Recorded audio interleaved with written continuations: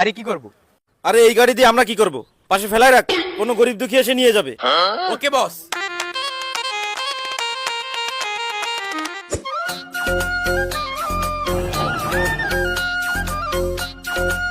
এই মামা, 2 গ্লাস আখের রস দাও।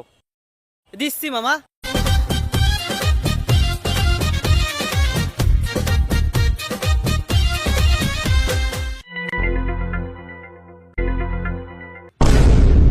এই মিয়া, আপনি আমার গ্লাস কেন নিলেন? তাতে কি হয়েছে? আপনি আর এক গ্লাস নেন। আপনি আরেক গ্লাস নেন, আপনি আমার গ্লাস কেন নিছেন? আমি আগে অর্ডার দিছি না। আরে ভাই, টাকা আপনিও দেবেন, টাকা আমিও দেবো।